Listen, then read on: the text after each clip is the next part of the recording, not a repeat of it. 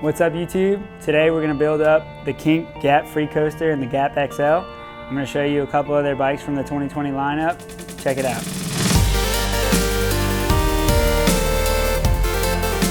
So this is the 2020 Kink Gap XL. I'm going to put this bike together for you guys and we'll take a closer look at it. This is how they come out the box. So as you can see, there's still a little work to be done. So the Gap XL is a cool bike because it's got a longer top tube. It's got the 21-inch top tube.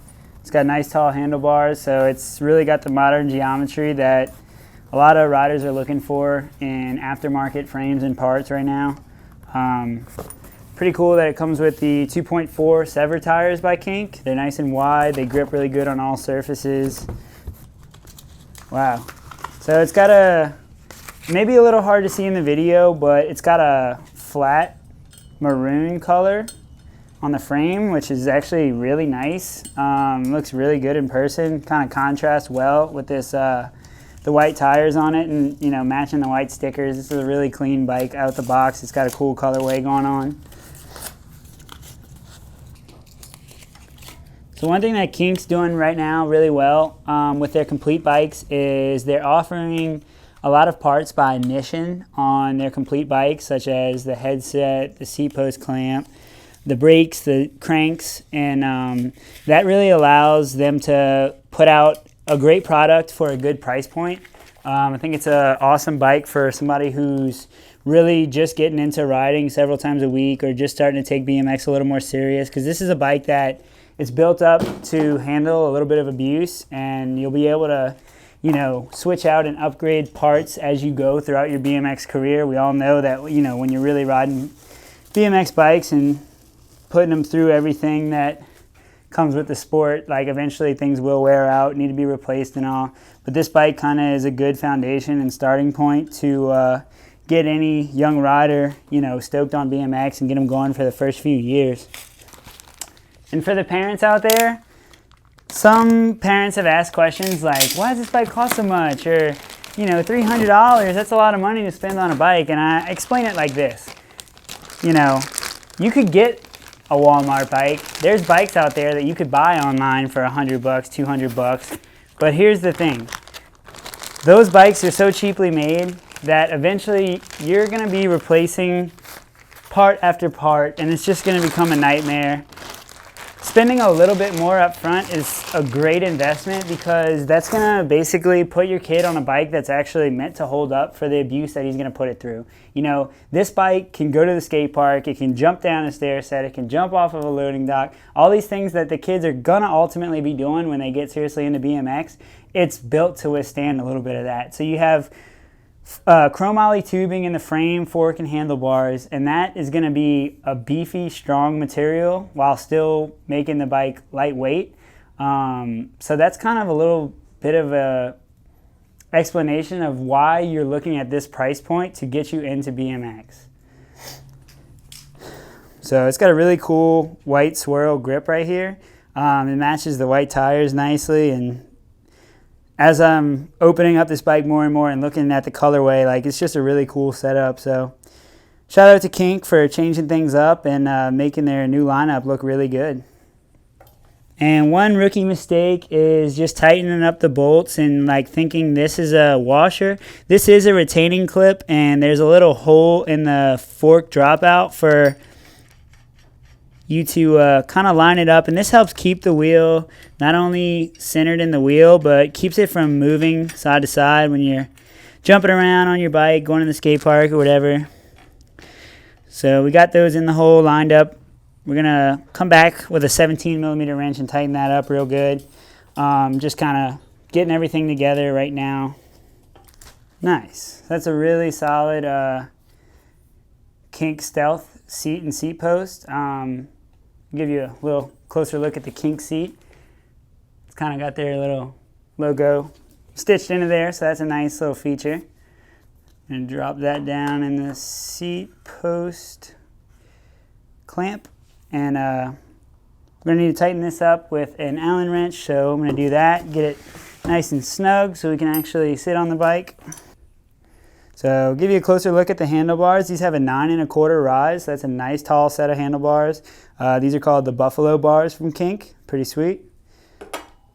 And it can be a little awkward to get the handlebars started. But once you get one bolt in there, it'll kind of hold the plate in place. And you never want to tighten one side down fully at a time. You want to kind of do it in like an X pattern when you tighten all the bolts for your stem and your handlebars. So like 1, 2, 3, 4, like a pattern like that. Kind of cross them up, and that way you make sure you're pulling on the handlebars and the stem evenly, and you're not clamping down one side too tight, and that'll cause your handlebars to sit like offset in your stem and put more wear on one spot than another. So that's no good. Once you get them all in there, you're gonna get your Allen wrench and start to snug them up. You kind of feel when it gives you a little resistance when you get into the bottom. You don't have to put a crazy amount of force on it, but you do want to make sure that you got a good hold on your bolts, and you don't want your bars to be moving around on you when you start riding the bike. So get that nice and snug. Another nice feature I like about this bike is that it does come with the top load stem. So they already gave you 9¼ inch tall handlebars. Giving you a top load stem is another way to get you a little bit more rise, and that's kind of more and more of a popular trend that you're seeing in BMX right now. Makes the front end of the bike come up really easily. I'm going to go ahead and run this brake cable along the top tube over here to the lever. And while these are loose, you'll be able to have the slack you need to put it in the cable. So there's a ball right here, and you want this ball to go inside the lever. You're going to pull it. You got to line up this piece right here, the barrel adjuster. I'm sorry, not the barrel adjuster, but there's a nut right here that has a cutout just big enough to get your brake cable to feed through. So you line that up with the lever, feeds in like that, and then you want to turn this ring to kind of just hold it from coming out on you again. And now my brake lever has the cable like it's supposed to. We're going to pull this tension back. This is the barrel adjuster here, and you may need to adjust this to get where these balls will go into the brake arms. So right now it's pretty loose, and I can kind of just get it like that. So we're just going to pop them right in there, and now basically our brakes are working, but they need a little more tension. We're going to tighten that up with the barrel adjuster and this piece right here. So this lock nut on the barrel adjuster can be threaded downward, and when that's against that tab, that'll keep everything nice and like taut. And as I expected, it feels a little bit better when I pull. It's much tighter with the brakes right there. So that feels about right. You don't want it to be like smashing your hand when you pull the brake lever. So right there, it's stopping, it's pulling well. So that's about where I'd want my brakes. So now I'm gonna go ahead and put the pedals on. We pretty much gotta get this wrapping off of the back tire, tighten our front wheel good, and double check that everything's looking smooth, but this bike's going together nicely. Okay, very important piece right here. There is a left and a right pedal. Two ways you can look at it. One, it's literally etched right here, R and L. A lot of companies mark that way for a reason, so you don't get it confused. The pedals have a little bit of like, I want to call it like concave from like the skateboarding world, but they have a little bit of a angle to them when you put them in the cranks, and then the left pedal is reverse threaded, so it will actually turn to the left in your left crank to tighten. Your right pedal is like anything else you thread on, righty-tighty, lefty-loosey, right? So we're going to put a little grease on these guys. They're going to go right in here in the crank arms, and your pedals will be fastened on your bike. Okay, so I like to put on the left pedal first because that's kind of weird that it's reverse threaded, so I knocked that one out and know that my other one's going to be a normal one. So left pedal, we're going on the left crank arm. You want to get it started by hand, and you need to use a pedal wrench to do the final tightening before you're actually riding, because you don't want your pedals to be getting loose on you or wanting to fall off. So I'm going to get a pedal wrench right now and get a little more torque on that. Alright, so here is our handy dandy Park Tools pedal wrench. They make a couple different brands of these, but I find that the Park Tools one works excellent. We're going to go ahead and put this on here like that, and it'll fit smoothly on, the correct side. BMX pedals are, usually gonna fit this like 15 millimeter notch on the pedal wrench really well. So I'm going counterclockwise again on the left pedal, getting it nice and tight. You want to get a good bit of torque on that so your pedals don't come loose. Now we're going to do the right pedal. So again, we're going with a little dab of grease on the pedal, lining up with our crank arm, start it by hand. And it'll thread on real smoothly when you get them straight. It shouldn't take a lot of force to get it started. They should feel nice and smooth, threading in there. And then you want to get it finally tightened with the pedal wrench one more time. So we got our pedals on. Got to tighten that front wheel up with a 17. And the process is a little bit different if you're putting pegs on your bike, but this one doesn't have pegs out the box, so it's nice and easy. Just make sure you got the right attachment for your bolts. Everything on BMX these days for the most part is metric, so 17 millimeter extension works great for that.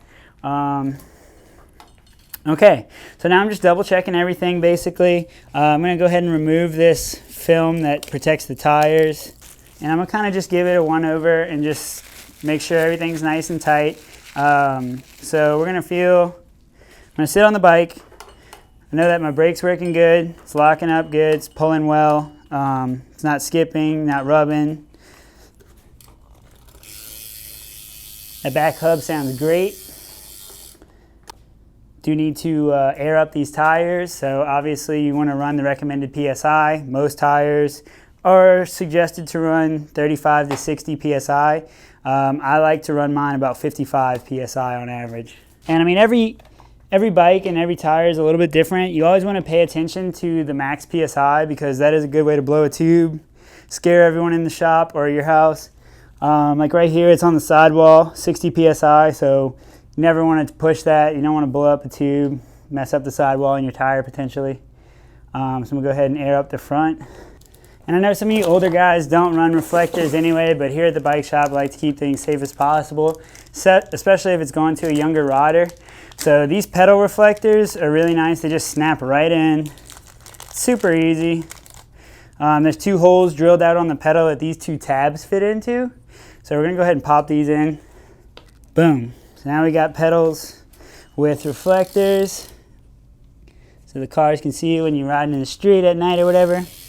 Got a good chain tension. Brakes pulling good. Our cranks are nice and tight. We've pretty much checked everything. And here's a look at the bike all together.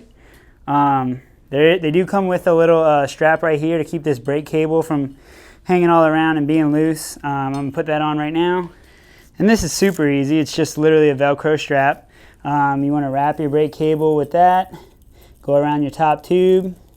Get that nice Kink logo on top. Get it good and tight so it stays in place.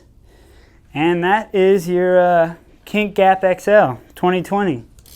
Great looking bike. Good top tube, good geometry for a taller rider or somebody that wants kind of a modern feel, street riding bike. Good bike for riding park too, honestly. If you have any questions about it, drop them in the comments. Be more than happy to help you guys. And yeah, shout out to Kink BMX for making some great bikes for, a good price.